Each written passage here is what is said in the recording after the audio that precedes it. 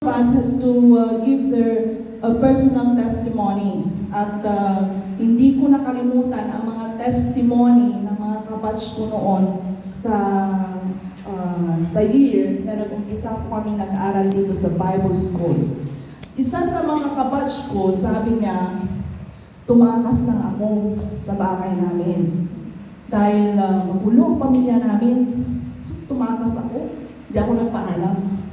I just left our house and I go straight to Bible school. So that is one the testimony of one of my batch. And then ang isa ay hindi ko rin makakalimutan yung sinabi niya na sabi niya na ayaw payagan ng kanyang mga magulang na pumasok dito sa Bible school. Why?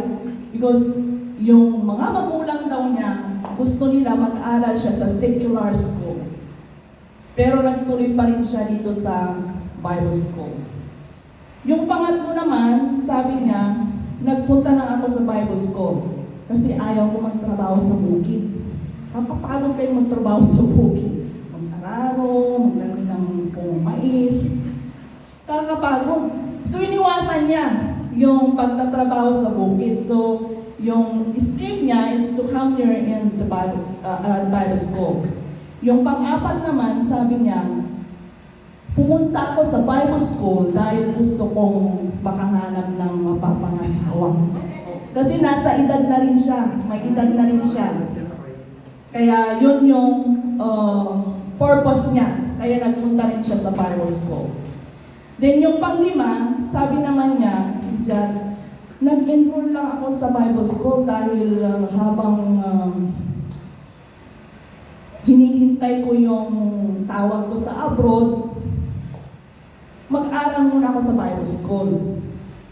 Pero yung tinutukoy kong ito ay ako. Ako na itong pang-lima. This is the purpose and the reason why I came here at Bible school. Ito yung purpose kung bakit ako nag-enroll dito sa Bible school. So nag-umpisa ako first year. Okay, naitawid ko yung first year. Na ganun yung mindset ko. Ganon yung mindset ko na pumunta dito sa Bible school. And then, the following years, second year, naitawid ko rin. Third year, naitawid ko rin sa tulong ng Panginoon. And then fourth year, naitawid ko rin. Pero nung natapos na, hay salamat, natapos na rin ang paghihirap ko. Yun ang mindset ko noon. But while the years, may mga year na nung nandito ako sa Bible school, talagang nasubok yung buong pagkatao. Because sa lugar na ito, isa itong lugar kung saan tayo mahuhubog. Right? Ito ang lugar kung saan tayo mahuhubog. Kasi nung nasa Bible school ako, mayroon pa rin akong gustong gawin. Parang gusto kong balikan yung mga ginagawa ko noong wala pa ako dito sa Bible school, which is contrary already to the rules here in the Bible school. May mga rules na kinukontra ko. May mga rules na against ako sa mga bagay na yon. Kinukontra ko yung mga rules na ginagawa ng mga faculty staff. Kinukontra ko yung mga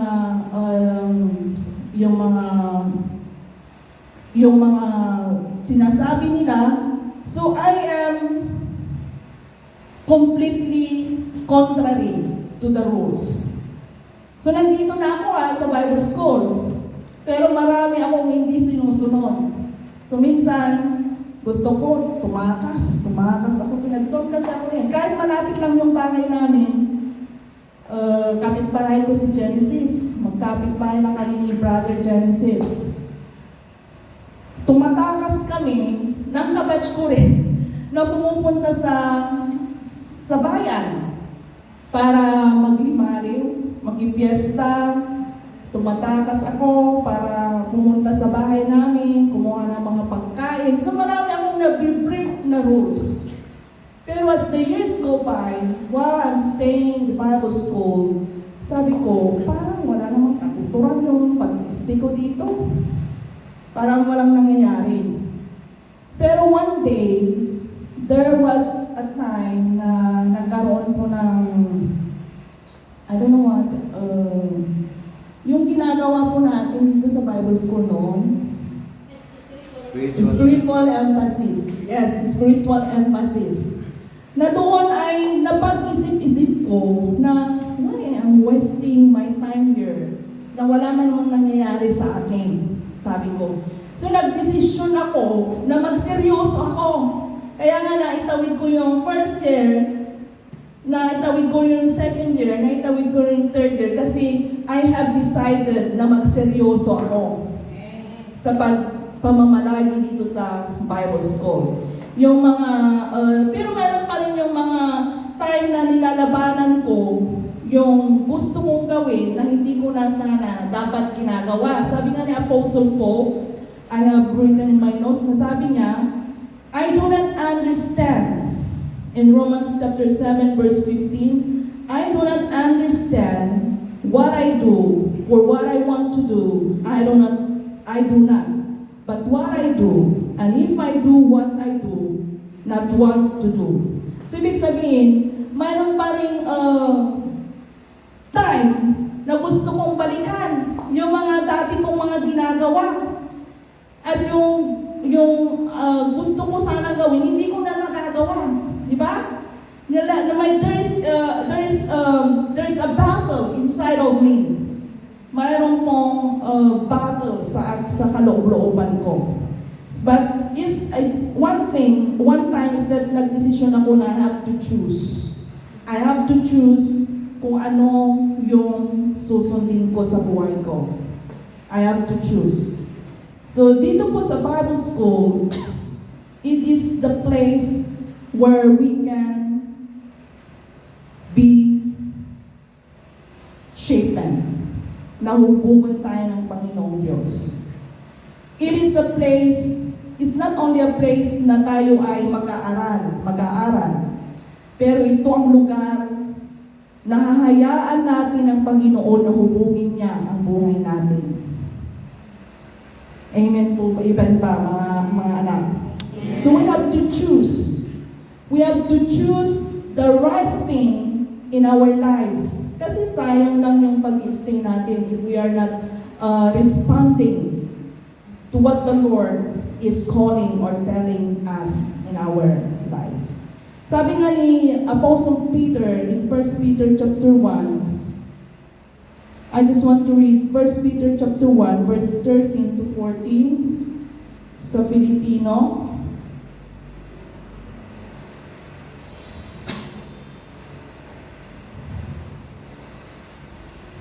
Sabi dito, kaya nga ihanda ninyo ang inyong mga isipan para sa dapat ninyong gawin.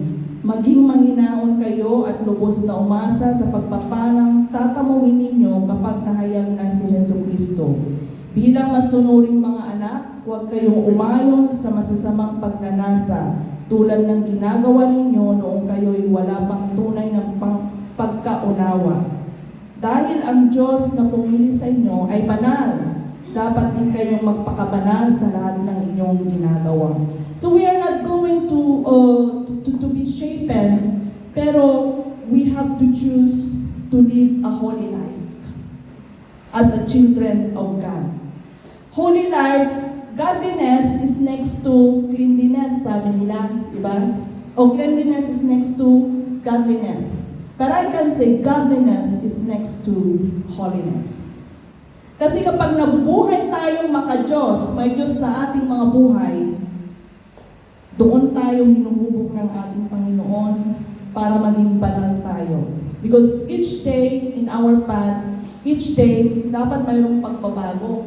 So I remember, nung pag-stay ko dito, kasi nag-dorm ako nag-stay din ako sa dormitory, and we are so blessed kasi noon, I can say we are so blessed kasi we have each room. Mayroon kaming kanya-kanyang kwarto. Yung luma pa noon na dormitory, doon po kami noon.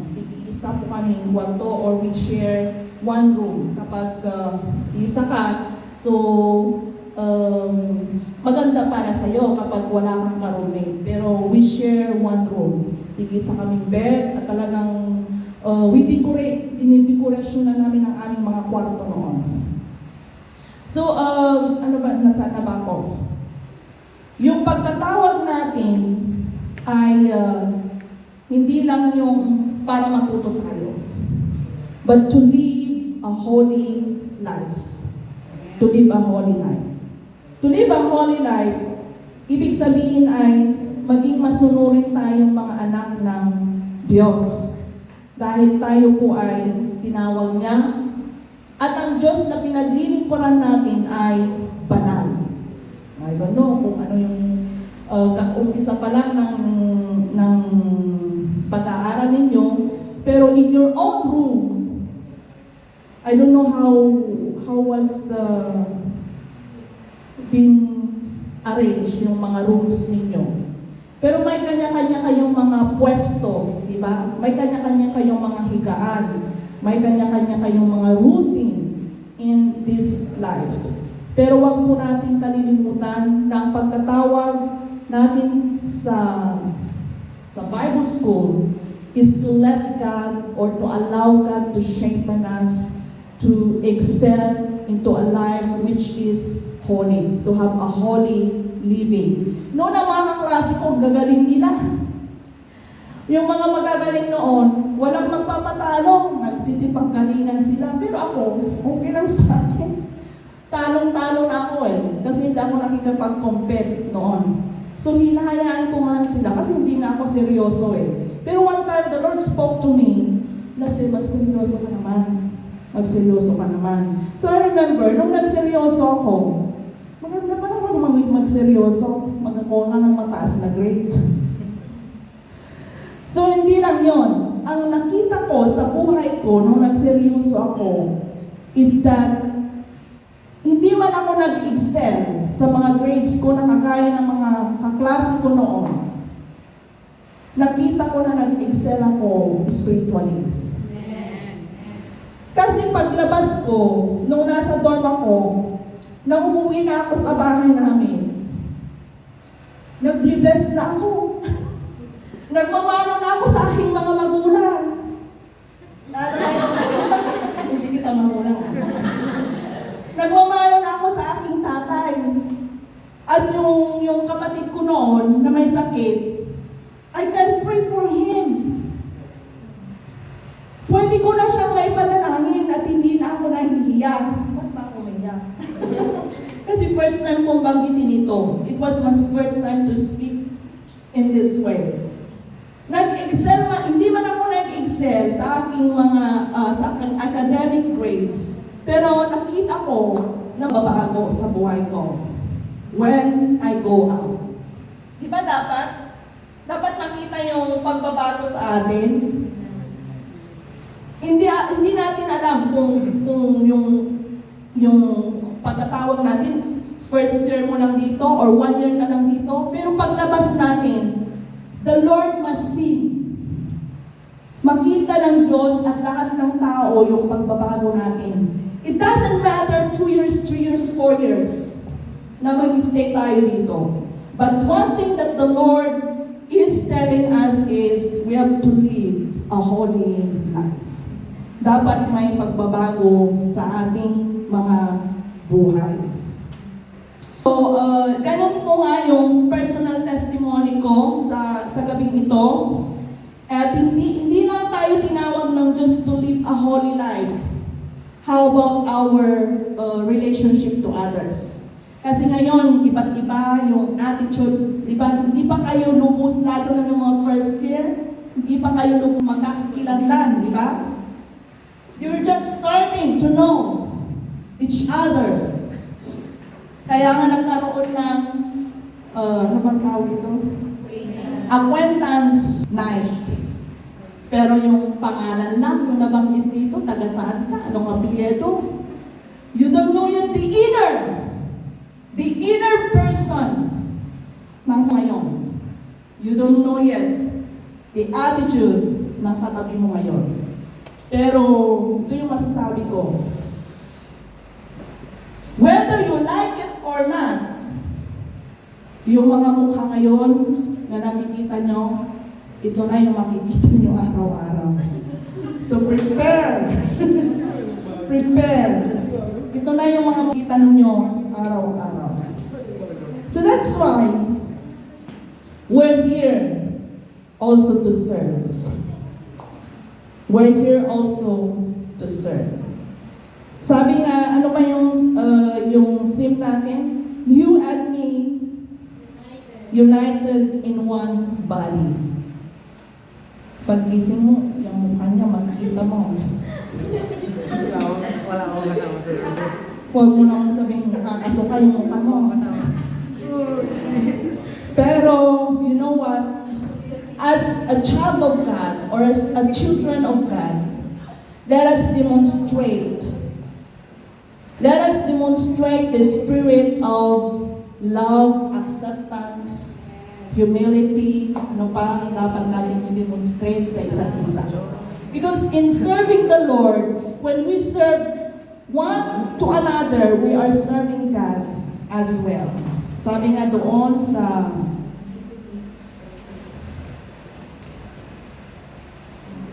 Matthew 1 Peter chapter 4, verse 10. Each of you should use whatever gift you have received to serve others as faithful stewards of God's grace in its various form. Ang kahinaan ng isa, perhaps yun ang kalakasan mo, di ba? Perhaps yung kalakasan niya, yun ang kahinaan mo. So sabi dito is that tayo ay pinagkalooban ng kaloob. Tayo ay binigyan ng kaloob ng Diyos. Para sa ganon ay mapaglingkuran natin ang bawat isa bilang mga faithful na mga katiwala ng Diyos or faithful stewards of God's grace in its various form. Sa amin noon, sa batch namin, talagang kapag magpipiknik kami, sama-sama kami. Kung ano yung pinipiknik namin, kung ano yung mayroong kaming pagkain, we share. We share our food, we share what we have, we share our drinks, we share our happiness. So nagpipiknik kami sa isang room. Kapag walang pulpo, yung classmate ko noon, ibibigyan ko ng pulpo. Walang sabon, yung marami ng matunaw. Ganito na lang yung sabon, oh. Isang paligo na lang, wala na. Pag pinusot kang gano'n, wala na. Tunaw na. So, ano ba yung dinidemonstrate ko dito? Ito yung, ano ba, sabi ko, sharing is caring. Sharing is caring. It is very important. It is very important na mabuild ang caring, serving, loving sa loob ng isang group. Because we are one body. You are one body. We are one body. Iisa na kayo. Perhaps you have different attitudes. May mga attitude na madidiscover ninyo sa isa't isa. Suplada pala ito. Okay, mapagbigay pala ito. Generous pa ito. Mahihain pala ito. O ano ba mga attitude? Oh, masayahin pala ito. Para sa suplada. So you will discover the hidden person.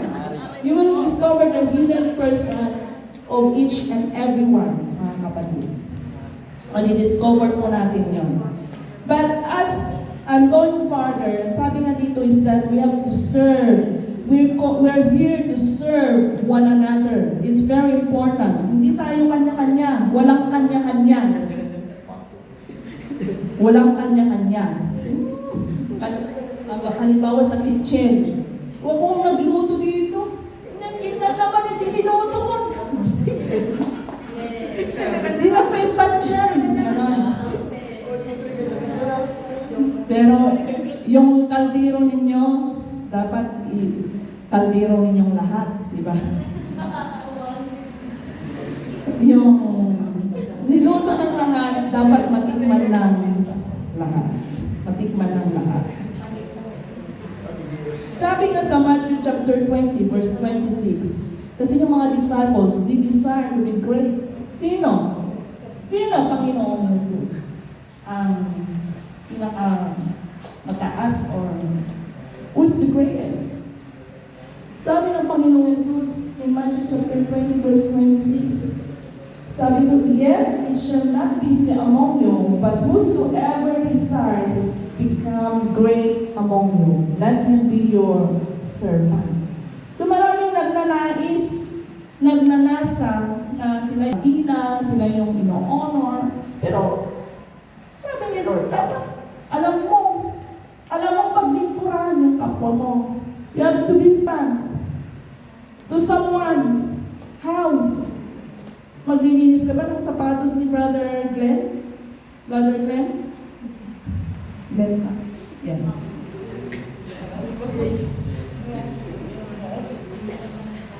There are so many ways to serve. Not even that. Ito yung natutunan ko dito sa Bible School. We have to respect our faculty and staff. Amen. We have to respect the faculty and staff in this school. Dahil sila yung mga instrumento kung bakit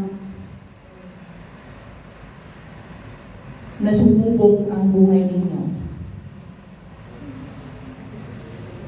Minsan, pasuway din ako doon. Hindi ako gumawa ng assignment ko nung estudyante ako dito. May mga times na hindi ako gumagawa. Kasi yung mentor ko, nakakaantok.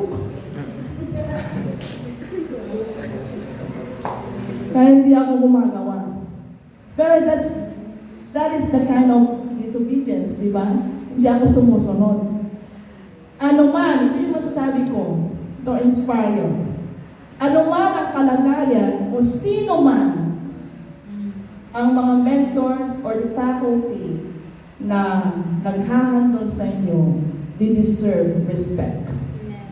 Amen. They deserve respect. Mga anak. I am speaking here, not only a pastor, but a mother, kasi mayroon akong anak na binata na. So I know, I'll go back to your parents. I know how much parents, kung gaano kasaya ang isang magulang na makita ang kanilang mga anak na sa Diyos, na naglilingkod sa Diyos. Perhaps may mga parents na, ba't pumunta ka sa Bible School? Wala namang titulo yan. Wala namang tulot na magandang trabaho yan. Nagpapastor na, walang sweldo. Ang baba. Diba? But I know and I do believe na maraming mga magulang ang natutuwa kapag ang kanilang mga anak ay binibigay nilang kanilang mga buhay sa Diyos. Marami. Ako nga kapag nakita ko ng anak na nakapicture niya, yung mga young people, tuwang-tuwa na ako. Yun lang. So how much more if na makita ko yung anak ko na talagang binubuhos niya yung buhay niya sa paglilingkod sa Diyos. What I can say tonight is that don't fail your parents. Most importantly, don't fail God. Don't fail God. Huwag nating, fail? Huwag nating paayon sa Ilocano. Hantay mo paayon iti Diyos, iti kaadtatayo, iti daytoy nga lugar. Yan sa antay man nasayaman, dahil iti tiyempo tayo. Sabi nga ni Apostle Paul, si Apostle Paul talagang dumaan siya sa napakahirap na sitwasyon. Kaya nga sinabi niya sa Philippians chapter 4 verse 13, I can do all things through Christ who strengthens me. Why? Kasi talagang, grabe yung mga pinagdaan. Pero tayo, maganda ang buhay dito sa Bible School. Magandang buhay dito. magandang buhay dito. Hindi po tayo, dito kasi, matututunan natin maging kontento. Matutunan natin na maging kontento at maging malakas sa pamamagitan ng mga pagsubok na dumarating sa atin. Yan po ang natutunan ni Apostle Paul sa kanyang buhay. So we have to trust God daily in our daily. Ang Diyos ay bibigyan niya tayo ng inner strength. Alam mo yung inner strength? Na kahit you want to give up, na kahit ayaw mo nang gawin yon, you still have the inner strength na nandito. It comes from our Lord Jesus Christ. Kaya, mga dear young people, last thing na sasabihin ko sa inyo is that don't allow things to handle you, but allow God to handle your life. Kasi kapag hinahayaan natin yung mga bagay-bagay na siya pa rin na magkocontrol sa ating mga buhay, wala pong mangyayari sa atin, sa inyo. We just go, parang merry-go-round lang yan. Merry-go-round, tayo na tayo, tunukan na ulawan, nagsatungan. Pero yung pagdinig po natin sa Diyos is that, sabi nga yung kata, there's only one way to heaven, one way to know that we walk the streets of glory, one way to live forever. He is the way. He is the way. He is the way. There's no other way. Para makita natin yung talagang pagkatawag natin sa Diyos. It's only God's way. Sabi nga ni Apostle Paul in 1 Corinthians, I must know Him. I must know Him. Magandang espiritu ng Apostle Paul kasi makilala ko siya dapat. So ito yung maiwan ko po sa inyo, may argument po, kilalanin natin patuloy ang ating Diyos. Kilalanin natin patuloy ng ating Diyos. And don't worry kung ano yung what are you going to eat, what are you going to wear, what are you going to, yung mga pangangailangan ninyo. It's just trust in God, the Lord will provide. I don't know exactly your situation, but perhaps marami sa inyo yung nagkukulang. Sabi nga ng Apostle Paul again, anong sabi niya? But my God will supply all my needs, your needs, according to His riches in Christ glory. So purihin ang Panginoong Diyos. Once again, I thank God for this opportunity na naibigay sa akin. And it's my prayer na na-uplift yung mga mindset ninyo, yung mga spirit ninyo, yung mga plano ninyo sa buhay, kung ano yung reason why you are here. To God be the glory, I give it unto God.